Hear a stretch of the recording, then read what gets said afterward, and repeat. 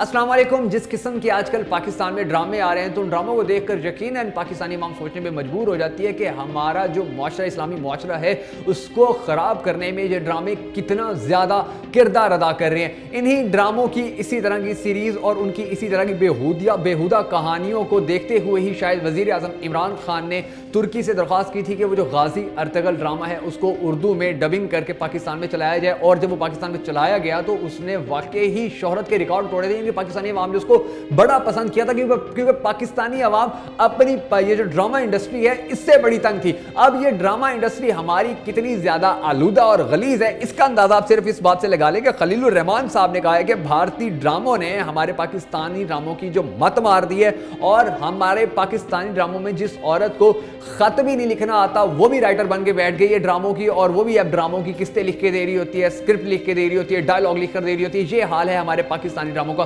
تو ایسے میں اب ایک اور وزیر اعظم عمران خان نے ترکی سے ایک بار پھر درخواست کی، اور ایک اور ترک سیریز جو ہے وہ اب اردو میں ڈبنگ ہو کر پاکستان میں آ رہی ہے۔ اس کے بارے میں آج آپ کو کچھ دلچسپ انفارمیشن دیتا ہوں کہ یونس ایمرے کی ایک سیریز ہے یہ، جس کو راہ عشق کا نام دیا جائے گا۔ یہ پاکستان میں بہت جلد چلنا شروع ہو جائے گی، اور یہ جو یونس ایمرے تھے یہ ایک اسلامی شاعر تھے، صوفی تھے اور ایک غریب دیہاتی تھے، اور اسی طرح اس ڈرامے کی جو کہانی ہے وہ ایک ایسے صوفی کی کہانی ہے جنہوں نے اپنی ساری زندگی اللہ کے لیے وقف کر دی تھی۔ ناظرین، پہلے جب غازی ارطغرل ڈرامہ آیا تو آپ نے دیکھا کہ اس کے اندر بھی نبی کریم صلی اللہ علیہ وسلم کا جب نام لیا جاتا تھا، جب ان کو ذکر کیا جاتا تھا، جب اسلام کی بات کی جاتی تھی، اسلامی احکامات کی بات کی جاتی تھی، تو بڑا ہی مؤدب اور بڑے ہی احترام کے ساتھ اس ڈرامے میں بار بار دکھایا گیا کہ جو مسلمان ہیں وہ نمازیں پڑھتے تھے۔ اس میں بار بار دکھایا گیا کہ اسلامی تعلیمات پر عمل کرنے والے مسلمان کس طرح متحد رہتے تھے، اور کس طرح وہ جو عالم کفر ہے اس کو انہوں نے تگنی کا ناچ نچایا ہوا تھا۔ لیکن اس کے بعد اب یہ جو سیریز آ رہی ہے ایک مرتبہ پھر یہ سیریز بھی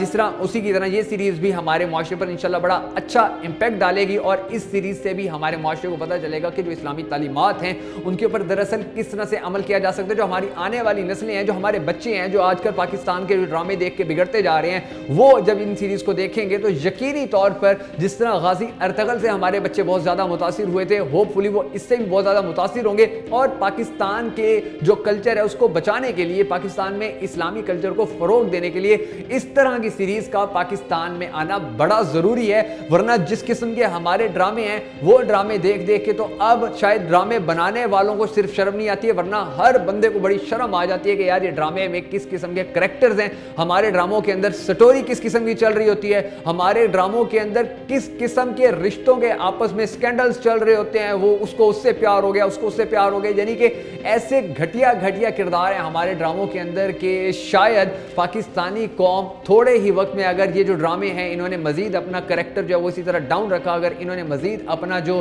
ان کی پروڈکشن ہے وہ اتنی گھٹیا اسی طرح جاری رکھی، تو شاید آنے والے وقت میں پھر پاکستانی قوم اپنے انہی پاکستانی ڈراموں کے خلاف مجھے سڑکوں پر نظر آئے گی، کیونکہ پھر پاکستان کی جو عوام ہے وہ ایک حد تک تو برداشت کر سکتی ہے اسلام کی مخالفت، ایک حد تک تو برداشت کر سکتے ہیں کہ ان کے بچوں کی جو تربیت ہے ان میں اس طرح کا خلل ڈالا جائے، کیونکہ ابھی تک تو سارے ڈرامے دیکھ رہے ہیں، لیکن پھر ایک وقت انشاءاللہ ضرور آئے گا کہ جب پاکستانی پوری عوام کو احساس ہوگا کہ بھائی غلط ہے، ہماری ڈرامہ سیریل جس طرح جاری ہے یہ غلط ہے، اور اس کے خلاف اب آواز بلند کرنا بنتا ہے۔